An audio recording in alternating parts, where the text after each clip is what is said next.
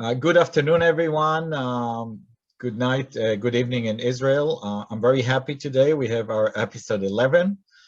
This episode is dedicated to CityZone Accelerator, and our next episode will be on November 17th. It will be the last one for this year, and then we'll start next year again. This time we have as I say, we'll have Gabi Kaminsky, the managing director of CityZone. We'll have three companies, ITC, 6 Degree, BioShade, and the founders, Aaron Brower, Miri Berger, and Peleg Bar-On. Just a couple notes. Our next episode of Coffee with Avi and Nir will be November 12th at 3 p.m. It will be 10 p.m. in Israel. Save the date, December 23rd at 6 p.m. We'll have our event in Israel, and it will be a networking event for all Israelis and Rhode Islanders that are in Israel to connect and celebrate starting the 5 years for the RIIC. We are very happy that we have everyone here. And first, I would like to have Gabi talking about, and first, also, I would like to thank Annette and the RIHub for partnering, and the CIC for partnering with us, and we'll start from there. So, Gabi, I will give you to be the host, and you can put your presentation. Thank you, Avi. Thank you, Annette. Thanks all of you for having us here. My name is Gabi, and I am the managing director of CityZone. CityZone is Tel Aviv's Urban Tech Living Lab and Open Innovation Program. Essentially, it's a collaboration, a joint venture between the Tel Aviv-Yafo municipality, the Tel Aviv University, and Atidim Park, which is an industrial and high-tech and business district in the northeast of the city, where we use this district as a living lab or a beta site for the city to test innovative technologies.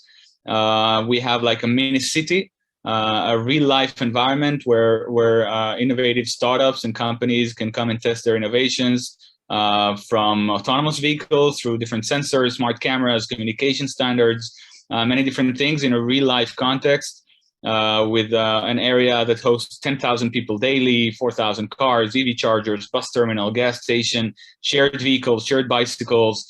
There's a hospital, cafes, restaurants, a gym, a dentist, a grocery store, a kindergarten. So all this is happening actually in our little city, and we leverage on that in order to test innovative technologies on behalf of the city of Tel Aviv.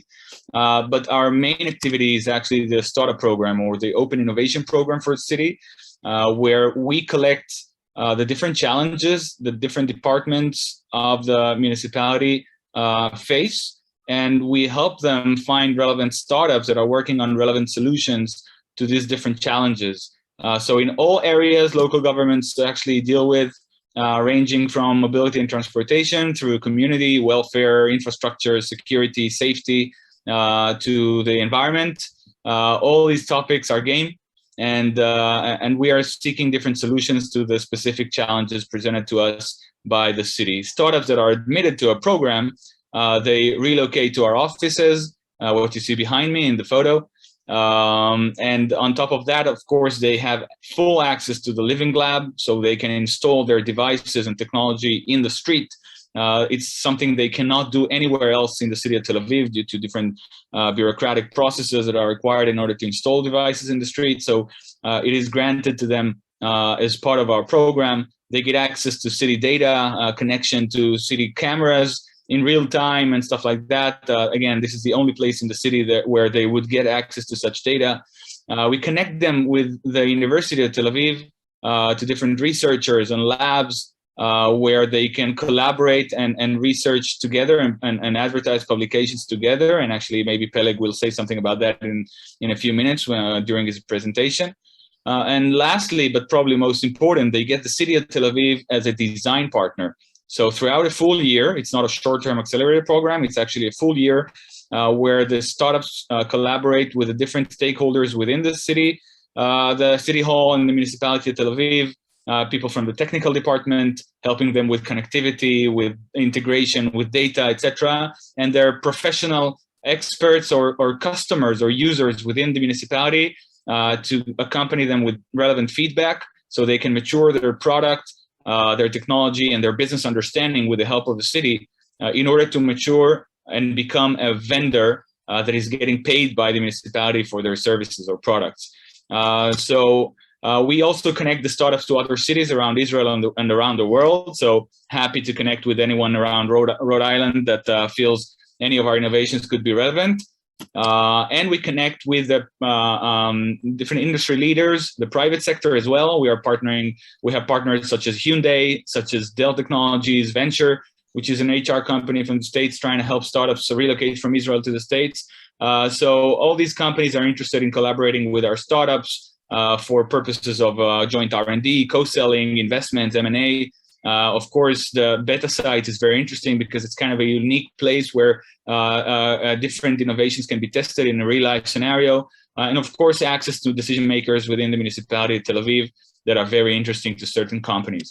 We have launched this program about 2.5 years ago, out of which a year and a half was shadowed by COVID, but still we met over 350 startups that applied to our program and have admitted 23 out of them during those last 2.5 years. About 17 have active POCs currently being managed with the city of Tel Aviv, being tested and evaluated and maturing. One of them has actually matured and became an alumni of ours and is now a full vendor of the Tel Aviv municipality. So you're going to be hearing from 3 of our founders just to get a sense of what it is they're doing, but in 2 or 3 sentences, just a few other companies that could be relevant for the region over there at Rhode Island. So we have a company called Sidebit, for example, that helps lifeguards in the beach with a set of cameras that detect water conditions, currents and turmoils and everything in the water, and they identify people that are in danger. So they can alert the lifeguards or the Coast Guard or whoever is there, because most of fatal drownings actually happen not in front of the lifeguard hut, but actually in remote beaches or after working hours of the lifeguard. So actually this system enables much better reaction. RoadSense, which is a set of radars collecting a lot of data and information from the public domain, but respecting our privacy because it's not based on cameras, but rather radars where you cannot see faces nor license plates. So we get a lot of information for better management of the city, but again, respecting people's privacy. Charging micromobility as part of the urban infrastructure in the field. So that's another startup we host and test. Or autonomous landing platforms for delivery drones. It's part of a huge project here in Israel, and Tel Aviv is taking its part. So we are managing the pilot in Tel Aviv, where drones are already operating along the coastline of Tel Aviv. So most of the flight is done without risking anyone, but they do have access to a few landing points along the coastline and delivering goods crossing the city within 8 minutes, which is something that you can only dream about if you're talking about vehicles and cars. Again, another robot that is used for delivery, but also for other tasks in the city, such as cleaning, such as surveillance. So in this particular photo, it's a guide robot for the blind as an alternative to a guide dog. So very interesting projects around accessibility as well. And the last one I'm going to just mention in a sentence is a safety app for women, where whenever they feel insecure in the streets, they just click a button, and a community of currently 70,000 women globally, but in Tel Aviv a few thousands already. They would go on a call, sharing location and video with 3 women, which are currently up to 3 minutes walking distance from them. They can provide assistance and calm down whoever it is that's calling, involve the police if required. And that's actually generating a much better sense of safety in the street. But for us as an agency related to the local government, what's more interesting is the aggregated data generated here. Suddenly we get a sense of where there are problems that we were blind to up until now because nobody reported all these situations where women were not feeling safe in different streets. So now that we know where to focus our efforts, we know where we should probably work on street lighting or work with local businesses to improve sense of safety, or maybe increase the frequency of local police patrolling in the area. So these are just a few examples. There are plenty more. I'm going to skip the next one because we don't have time.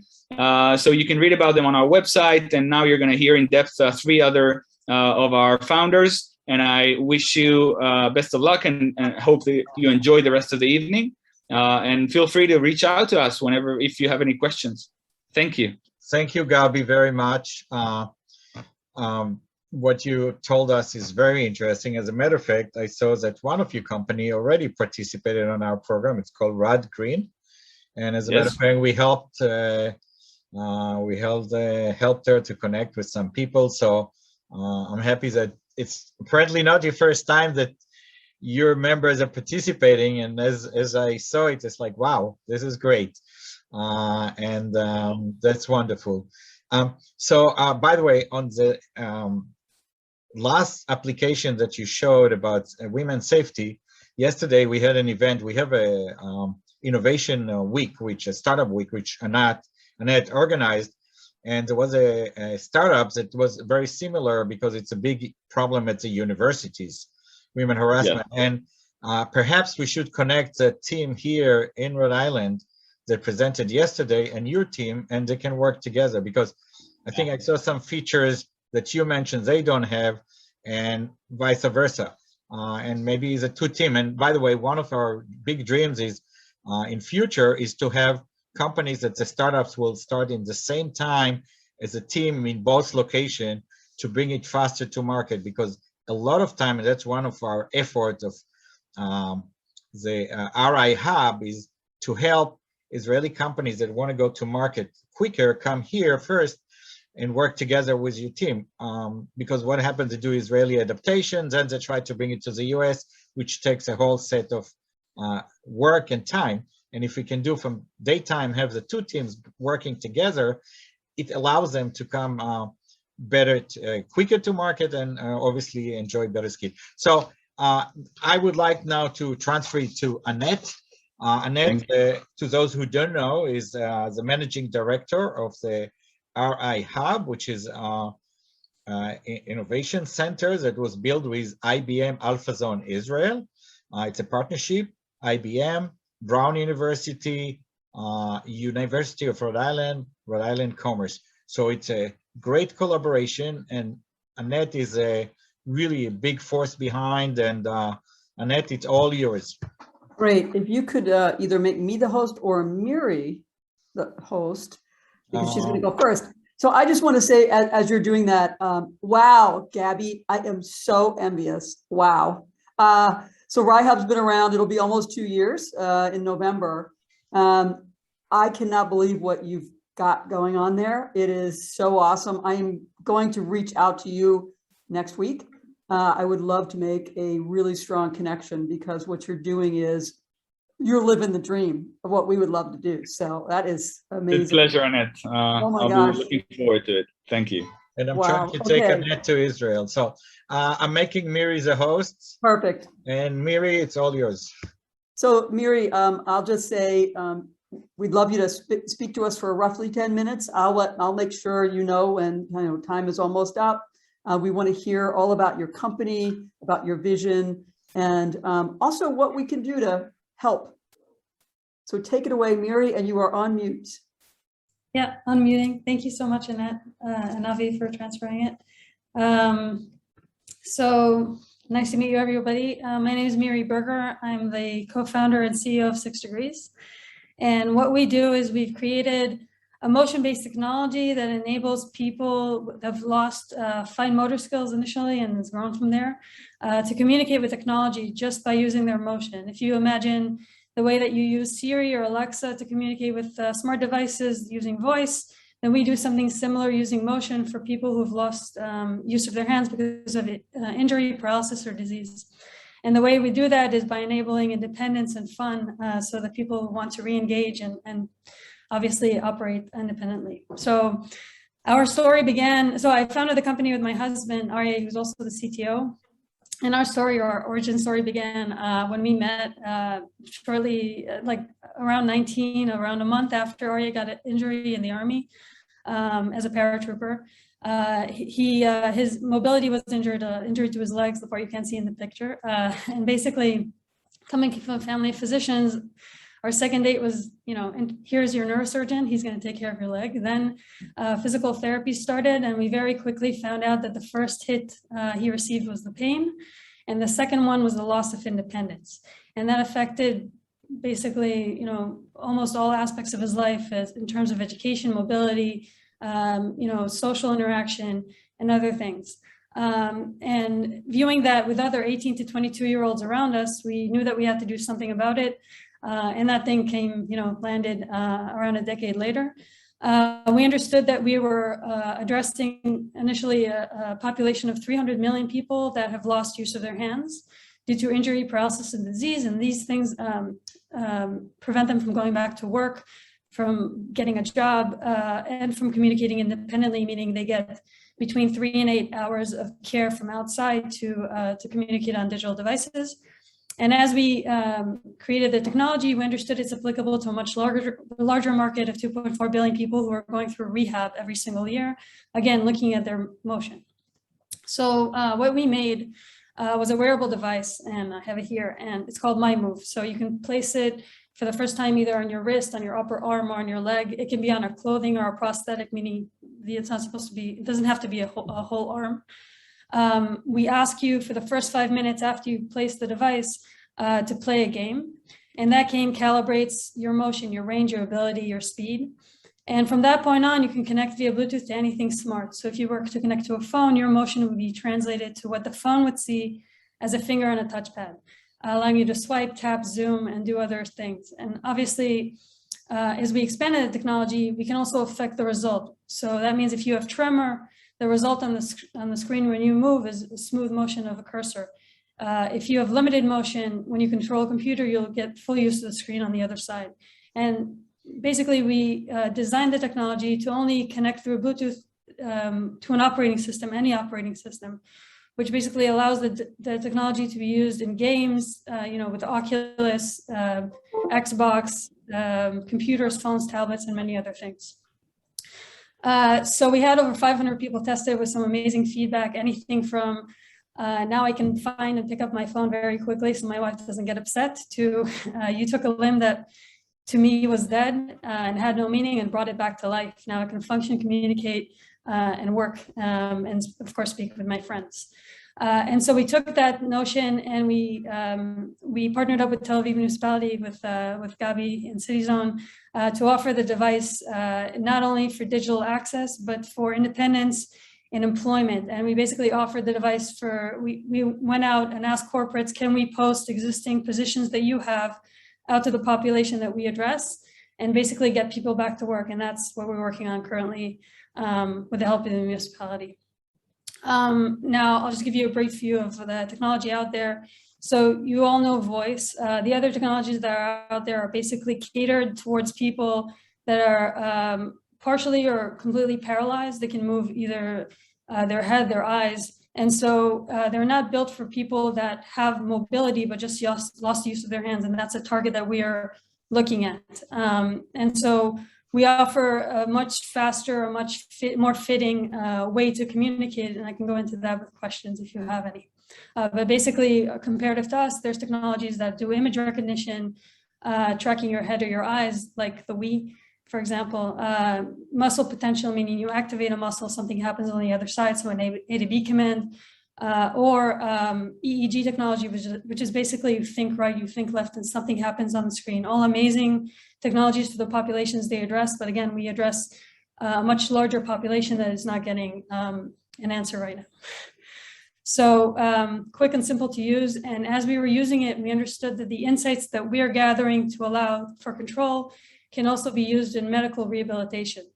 And so we paired up with Sheba Hospital, the largest hospital in the Middle East, one of the 10 best hospitals worldwide ranked by Newsweek.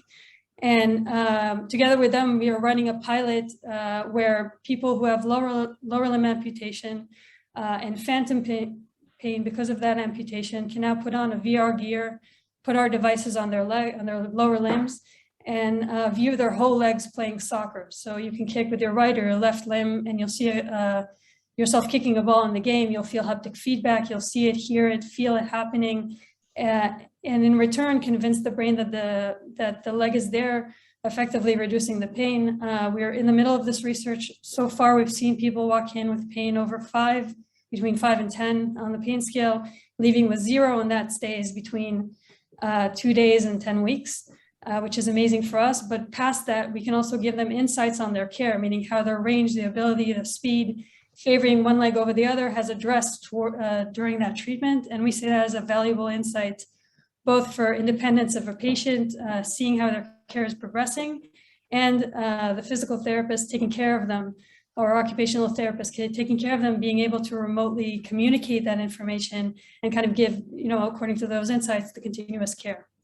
The other thing I mentioned was fun. So for us, fun, or having that happen in a game, is what we see as getting the patients that we're dealing with come back to another game and another treatment. They basically come over on Sunday or Wednesday and say, we missed this, we want to do it again. And so having that as a form of care is greatly important for endurance, for engagement, and for completion of medical care. And we see that as the gateway for rehabilitation with our device. Of course, there are other devices out there in the market. To be short, because of time, we basically address a wider population, people with lost limbs, with lost mobility, that on digital devices or games can't get the full range or the full use out of them. And then on the flip side, we basically take a different approach to rehabilitation, similar to how you would teach a child a game.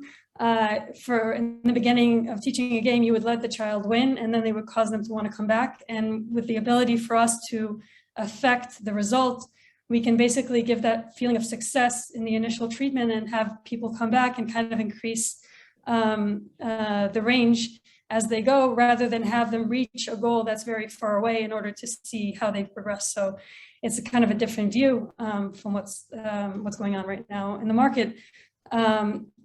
In terms of partners, we obviously have the municipality of Tel Aviv, Sheba Hospital, Maccabi, which is a payer here. And we've reached out to many organizations that cater to people with cerebral palsy, Parkinson's, and spinal cord injury in order to effectively offer this as an assistive device past safety EMC, meaning it's ready for use in sale. In terms of the market, there's an enormous market potential. As I said, 2.4 billion people go through rehab every single year because of musculoskeletal injuries, and that's only growing. And the need for remote care is also growing. So less contact, more care, value care is important. I know I'm almost done. We're out of time, so I'm out of time. Okay, so I thought I had 30 seconds. So I'll finish with, we are happy to partner with organizations, health organizations, to keep the pilot growing and move us towards our regulatory path.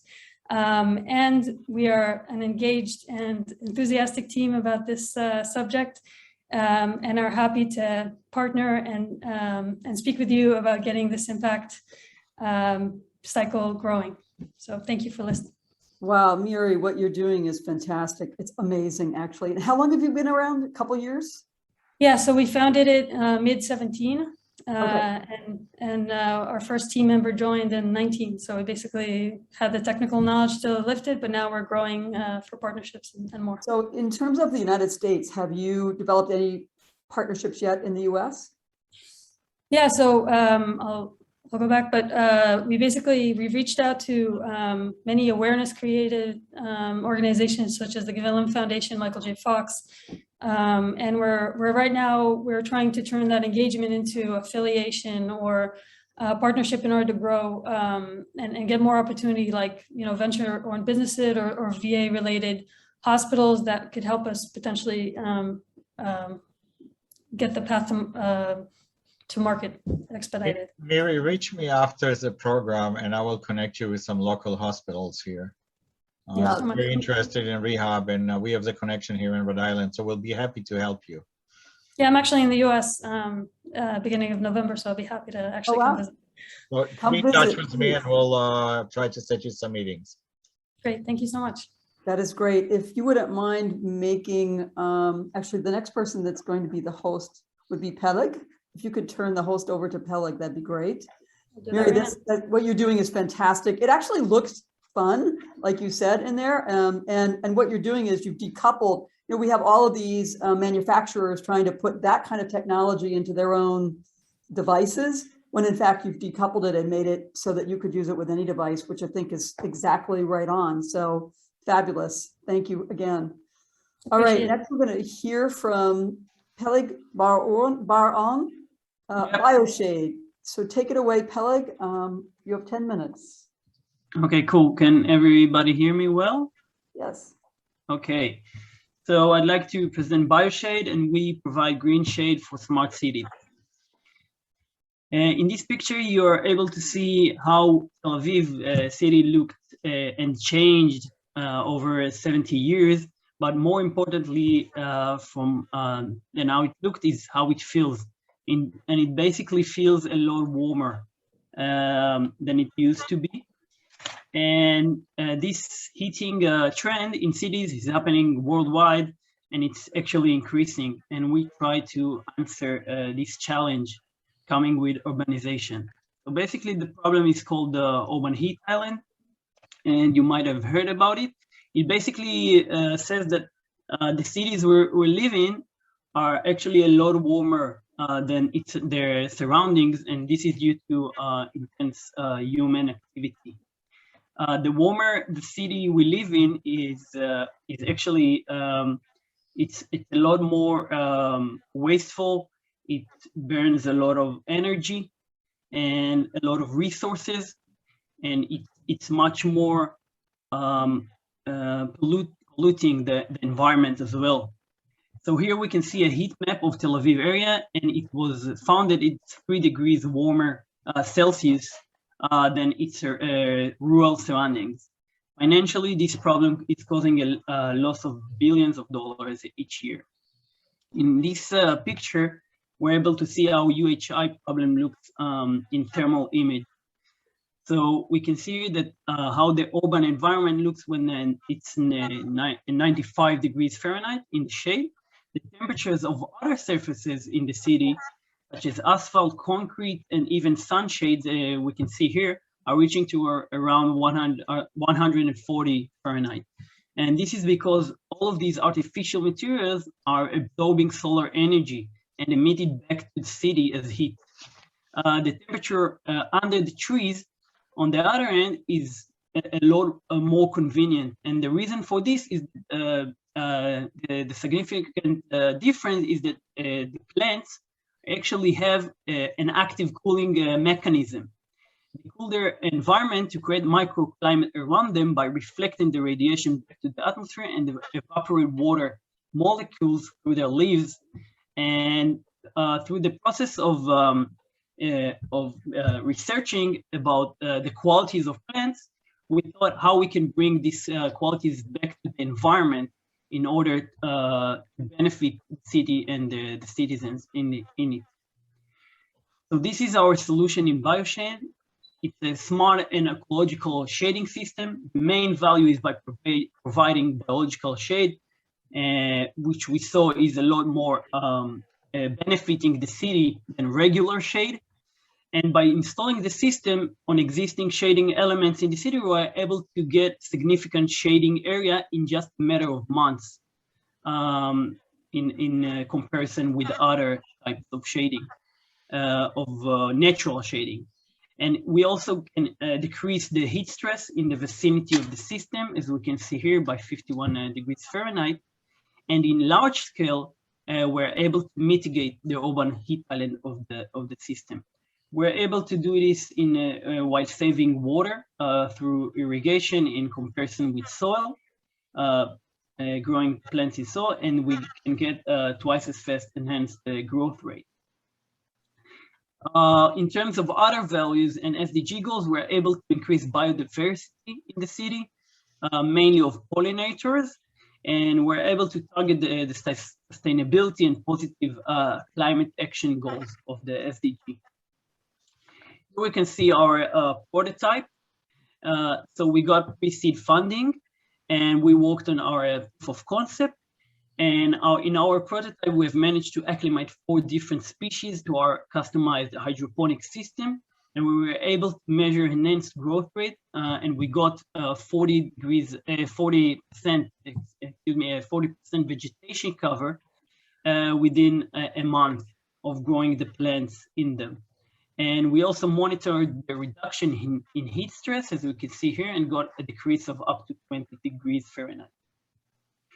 In terms of what other solutions are out there in the city, so basically today we have on one hand simple shading solutions, as you can see the pergolas here or sunshades, but this solution is actually absorbing radiation and heat to the urban environment because it's made of mainly artificial elements and the substance and the materials, and so it's not able to provide better cooling environment in the city. On the other hand, we have more complex and ecological solutions, but they are big and they're complex and expensive, and they also do not provide shade in the urban environment and not answering the UHI problem in full. The main value of bioshade is by combining these two solutions and able to provide biological shade while being an ecological solution as well. In terms of market analysis, so we mainly target the US market, and this is because the US market is having a lot of research and resources to mitigate the urban heat island in cities.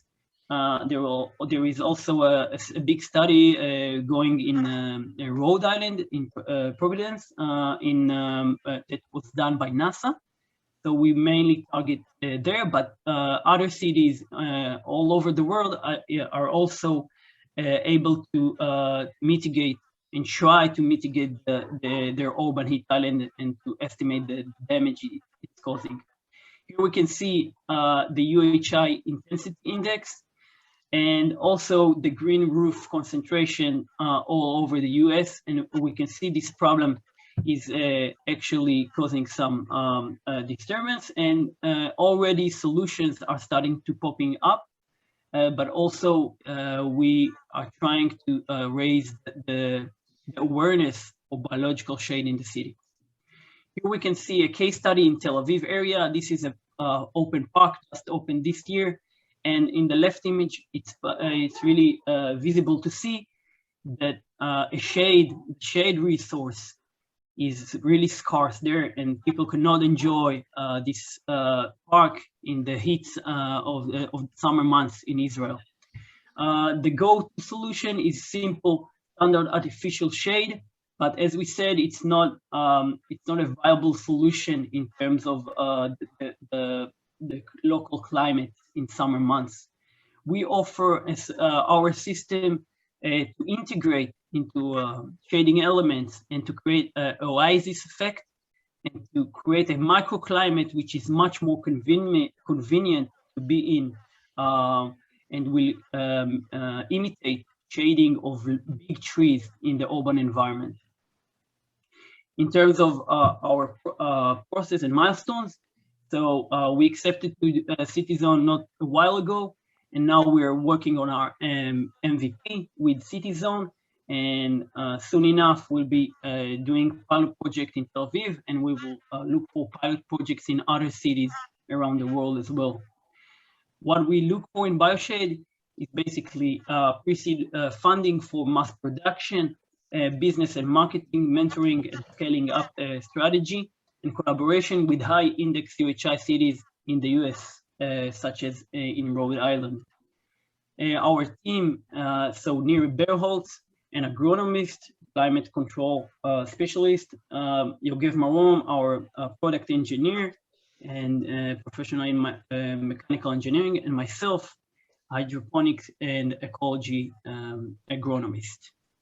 That's it. Thank you for listening. Thank you. You actually did, you had 20 seconds left. You did great. Oh, okay, cool. So my question is, did you say that you're actually somehow connected to Rhode Island already through NASA, like Providence? Did you say that? So we looked for high index UHI cities in the US, And as I said, our research, our first research was mainly focused on these places in the east coast of the US. And we took a lot of the information and data from the research that we were conducted there. And it's visible to see that solutions were starting to pop up there, first from all over the world. This was the first HubSpot hit spot that solutions came up. Yeah. Okay. Wow. There's no bigger problem to be solving at this point than worrying about how we're heating up the earth, etc. So this is awesome that you're doing this. Big question in my mind, once this gets going, once you get your MVP, what do you think about the future in terms of who will pay? Would it be, those that own buildings, or would it be municipalities? Who might pay for the solution?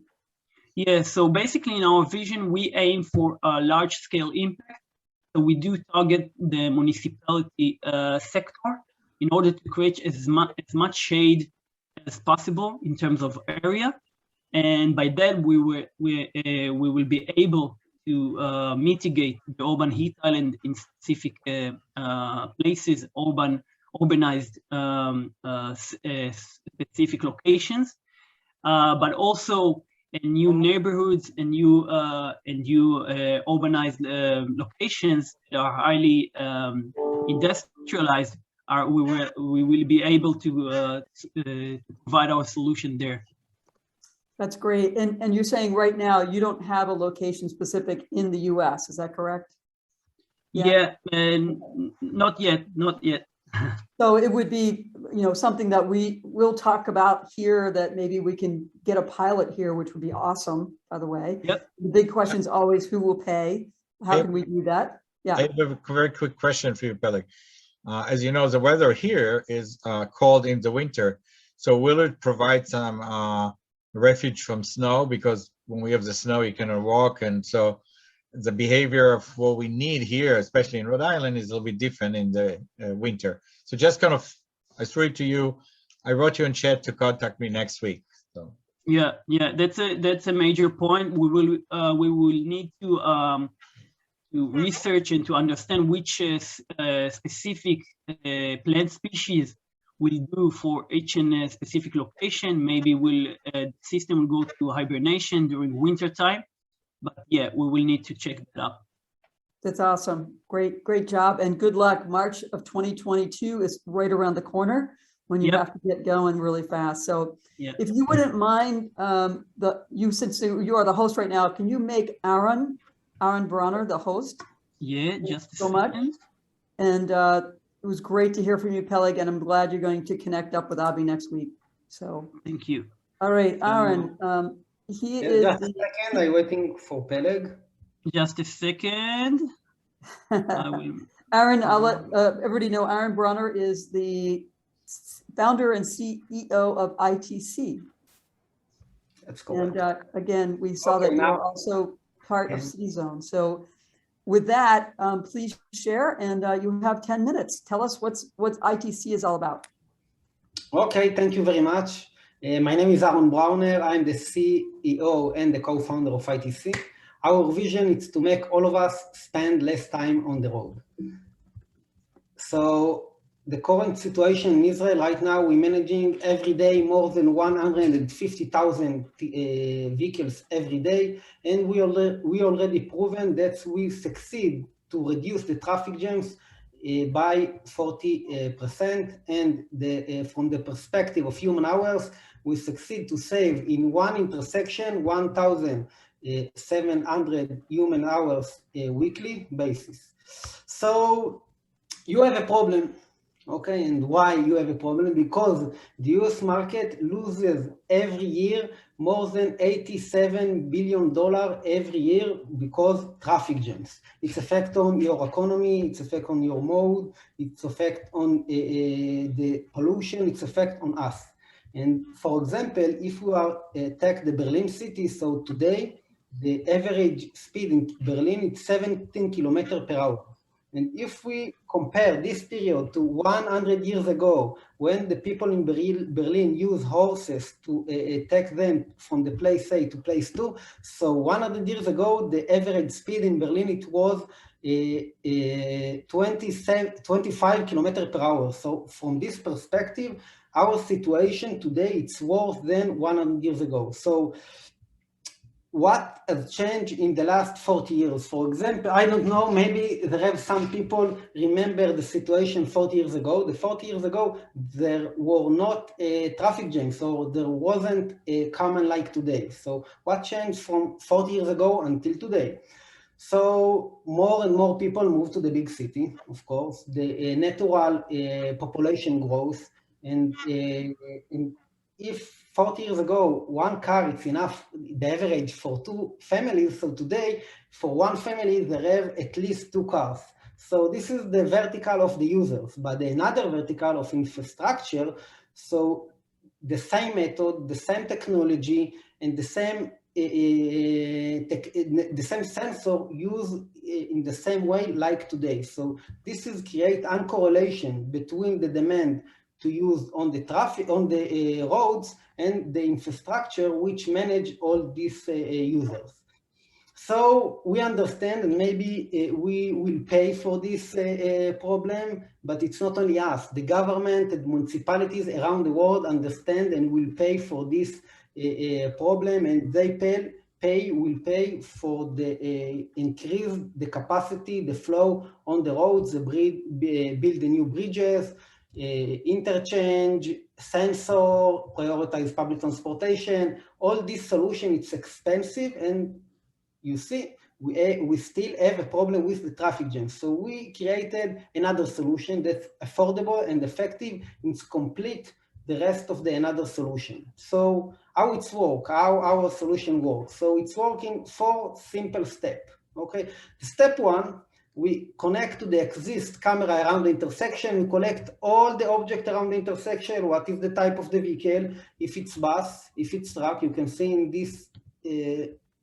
movie, for example, this is from Tel Aviv, intersection Tel Aviv, Namir Einstein intersection. We collect all the data, what is the type of the vehicle, even another users, for example, pedestrians, scooters, bicycle. We understand what is the distance between the vehicle, the acceleration, and so on. So this is the step 1 in our solution. The step 2, we took all the information, all the data from step 1 to build a pattern of this specific intersection. And why it's so important? Because the pattern of intersection in Tel Aviv, it's different behavior than the intersection in USA. And sometimes even in Tel Aviv city, they have a different behavior between the North Tel Aviv and South Tel Aviv.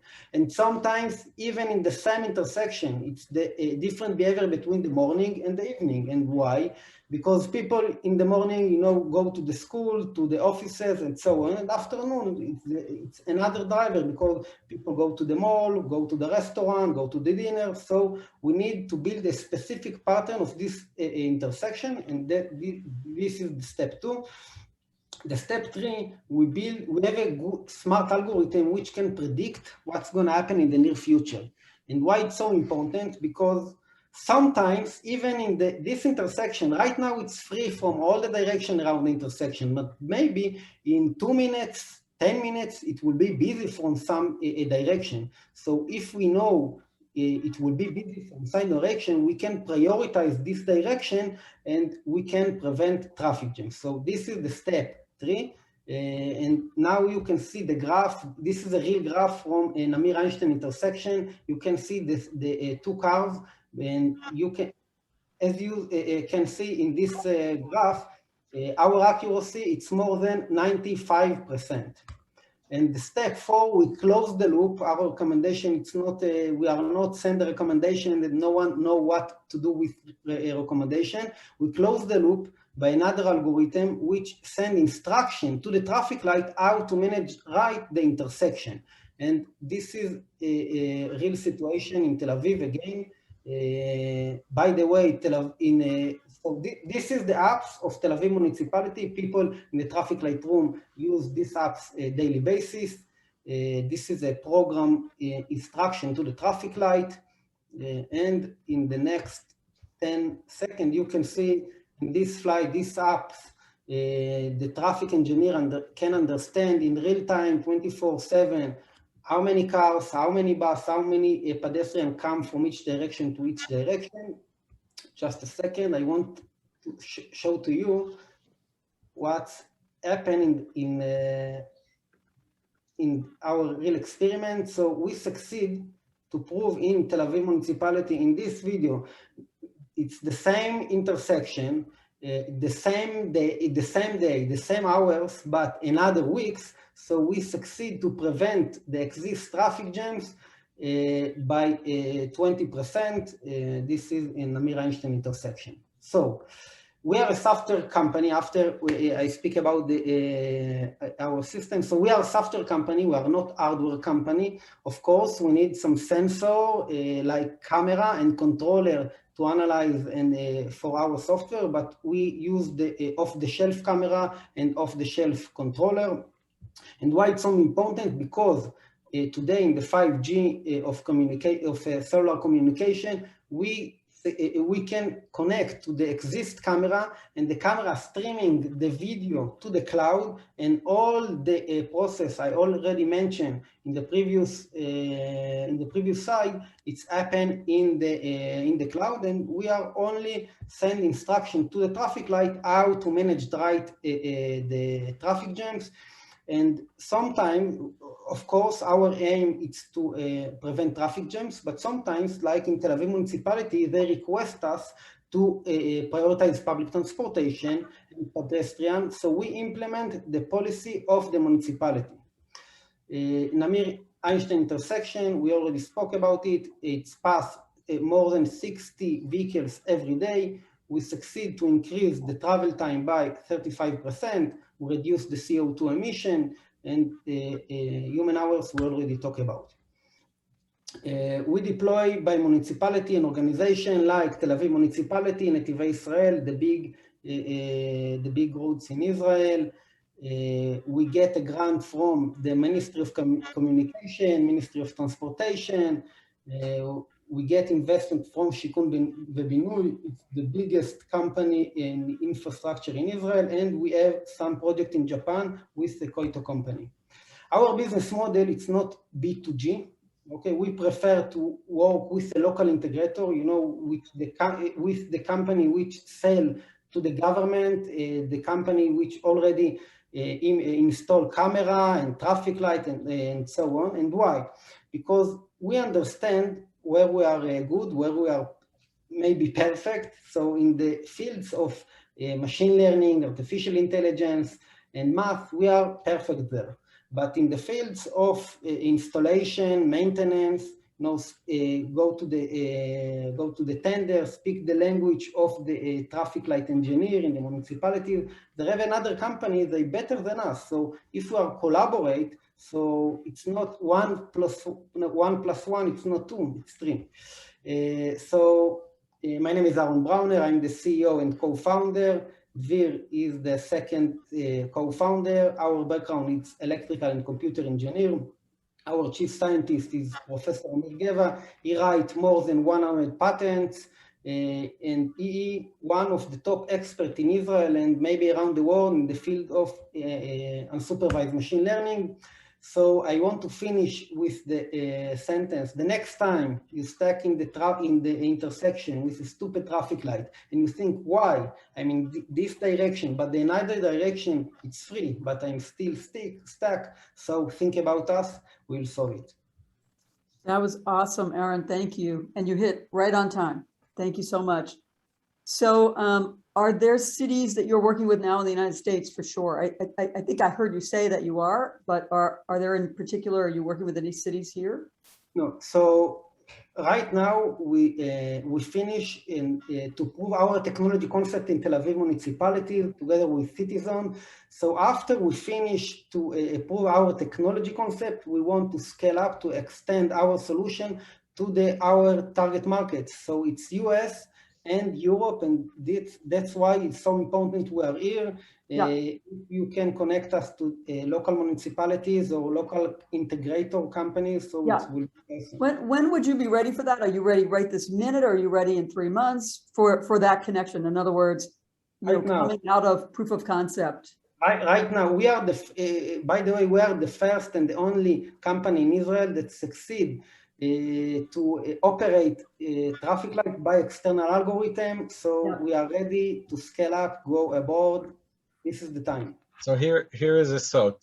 Annette, I interrupt for 1 second. Yeah, please. We have a very famous TV program. It's called CIC Providence with Judge Caprio. He's known, it's syndicated and it's throughout the United States. He's a very lenient judge, traffic judge. And if you looked at the program, always he shows the cameras that show why there was a problem and why, if they get a ticket. And so the Providence system is very integrated from viewpoint of cameras. And being such a lenient judge, and I suggest see some of the episode, I'm sure we can help you to connect to him and see if they will be interested, because in the end of the day, it's reduced revenue for the state on traffic, but in the other hand, definitely there will be a positive influence and impact to the city. So we'll be more than happy to try to connect you with Judge Caprio. Yeah, and by the way, Aaron, I thought the slide you had on the impact, huge. That was an awesome slide that talked about the effects of what it is that you're doing. Listen, I drive about 45 minutes to get to my office in the morning, and I literally will tell you that I personally think about 5 or 10 minutes either way changes my trip because of the traffic flow. And I can never figure it out. Like on a Monday or a Wednesday or a Friday, it looks different. Now, by the way, that's a long ride, not just in a city, but across, a number of roadways. I don't know whether, yours seems to fit very well inside of a city, but longer term, is it possible to be able to scope a larger distance in terms of traffic flow and do a better job of it? We have another intersection outside of the city in the north of Israel. It's not a city, it's not a suburban, it's yes, it's possible, of course. Sometimes because the user in the intersection in the city, it's complicated because sometimes they have scooters and bicycle, but outside of the city, it's easier. No, and I was, this is a way out there, but I was wondering, this has nothing to do with traffic lights, but your algorithms, what you're building now, I'm wondering if they also might have a really interesting place one day with air traffic controlling to better understand, because there are always issues with flights and, coming into major metropolitan areas and being able to schedule those better. Anyway, just a thought as you were talking about it, I'm like, wow, your algorithms might be applicable beyond roadway traffic. I don't know if that's anything you thought about, but pretty cool. Anybody else have any other questions for Aaron? All right. Well, we appreciate your time. And Aaron, if you would connect up with Avi, perhaps even next week, it would be great to continue the conversation. Yes. I am going to connect up with Gabby next week. I love what you're doing. It is right on. And we wish we could do 1/10 of what you're doing right now. But the whole notion of having a layout, a city, if you would, that actually surrounds entrepreneurs and gives them a place to test and be able to, try things. That is the dream. That's awesome. All right. Well, thank you. Thank you, Gabi. Thank you, Aaron, Miri, and Peleg. I hope you'll get connection in Rhode Island. You'll get exposure. As I said, it will be edited and we send it to a lot of people. And Annette is very connected in the Rhode Island system. I will help you as well. And thank you, Annette, for your moderating. So until next time, our next program will be on November 17. Thank you. Good evening to everybody in Israel, and the one in Rhode Island, you still have to work some. So Thank you again to our speakers, guests, and Annette. Thank you Bye, for having me. everyone. Have a Take good care. night. Thank you. Bye-bye.